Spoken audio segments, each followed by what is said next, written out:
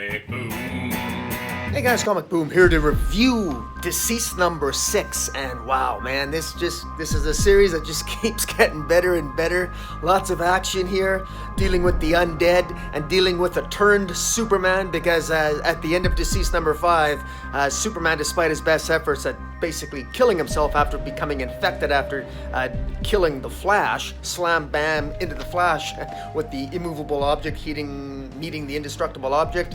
Anyways, Superman ended up turning, and before he could kill himself in the heart of a sun, he ended up basically becoming undead. And so here we are at the beginning of issue 6 of Deceased.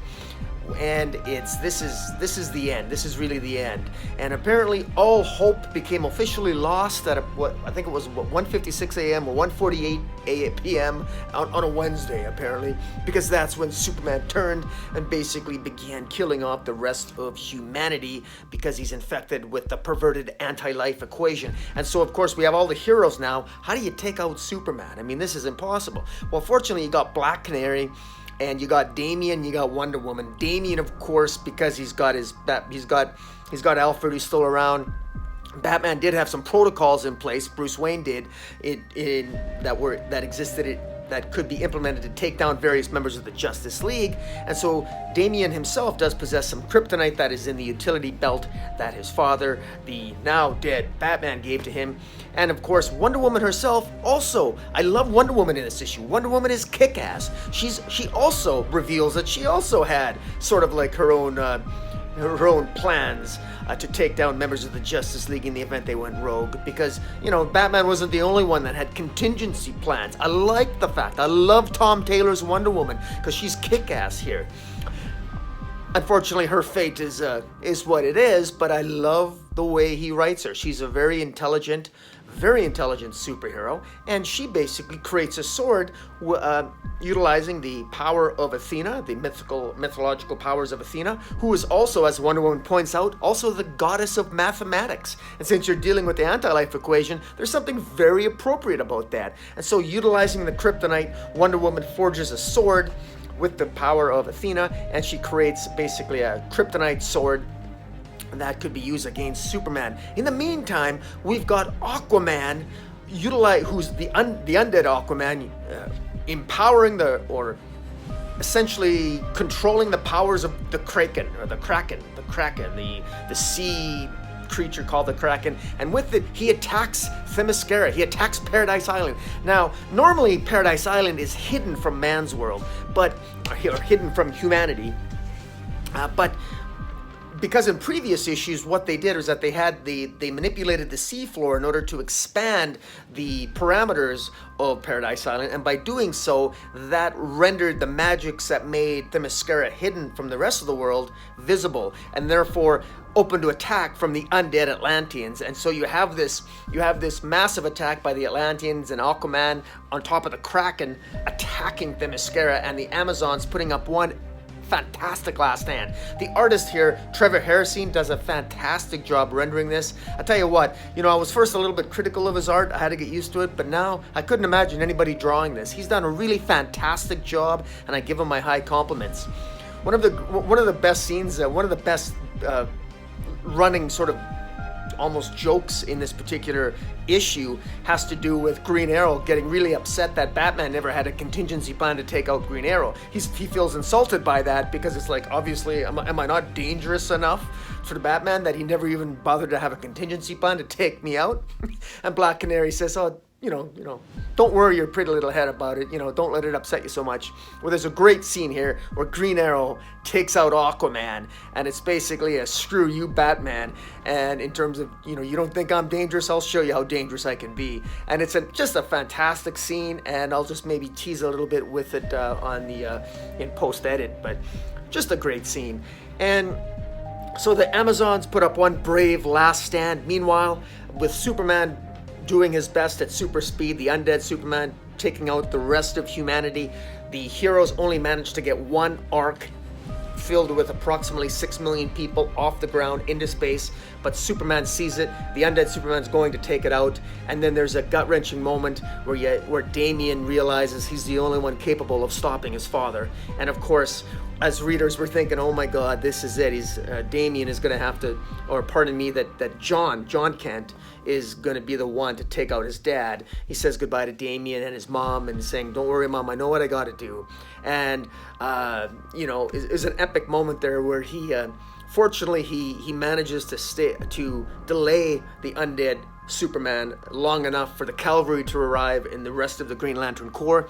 And this series ends on a note that allows for future stories to be told, and that's what I love about it, because basically it ends with Superman, the undead Superman. The anti-life equation is shown to actually have sentience, and that is exemplified by Wonder Woman, who ends up being turned, because in the battle against Superman, Wonder Woman manages to chop off one of Superman's arms, but not before he disembowels her.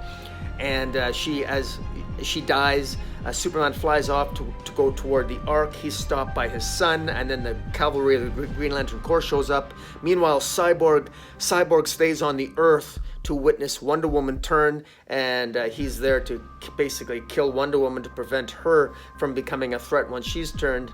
And he utilizes Wonder Woman's magic lasso against her when she's dead, and the anti-life equation speaks through the undead Wonder Woman and basically says, Cyborg asks,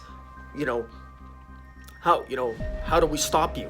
Is it possible to stop this? And the undead Wonder Woman says yes.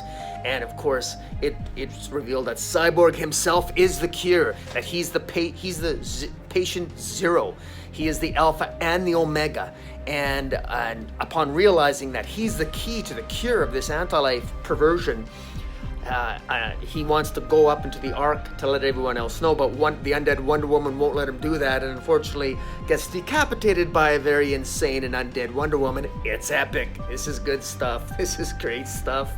And meanwhile, Superman, then the undead Superman, possessed with the anti-life equation, undead, he doesn't attack the Green Lantern Corps because the anti-life equation Superman knows that it probably would be defeated by the entire Green Lantern Corps. And so instead, it does something genius. It flies into the heart of the sun, our sun, of the Sol system, and it begins absorbing the sun. And the Guardians, at least in this particular, in the mythology of this universe, say that no, not even the Green Lantern's light can withstand the heart of a sun. And Superman's absorbing the sun, the undead Superman, and eventually all life will freeze to death in the Sol system.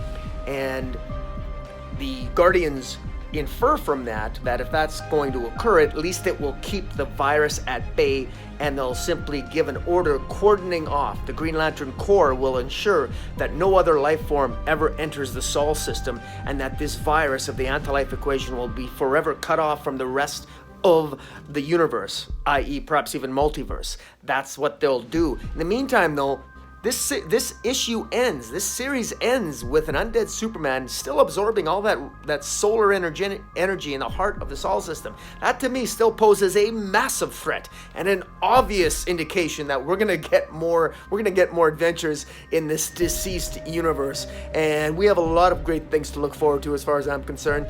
And of course it ends with Earth 2 being established with the 6 million survivors contained in that Ark that manages to escape Earth, finding their own planet to basically inhabit, and of course led by essentially Lois Lane and Jonathan Kent and Damien and the rest of the gang that survives.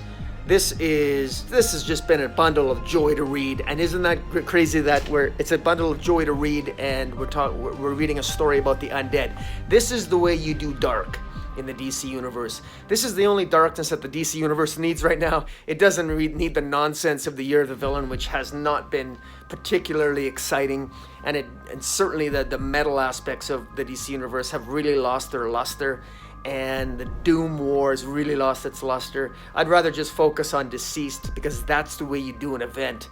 It's the type of event it's in your face, it's 6 quick issues, it's fun, exciting, and it's a roller coaster ride.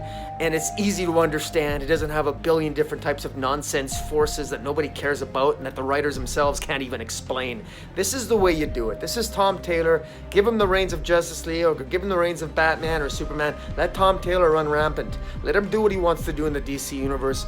And give him the mainstream universe too, as far as I'm concerned. Because this guy gets it. This guy gets it, and he doesn't overcomplicate things. But, guys, I digress. Tell me what you think of Deceased number 6. Hit the subscribe button. Follow me on Twitter at Metropolis40. And until next time, Comic Boom out.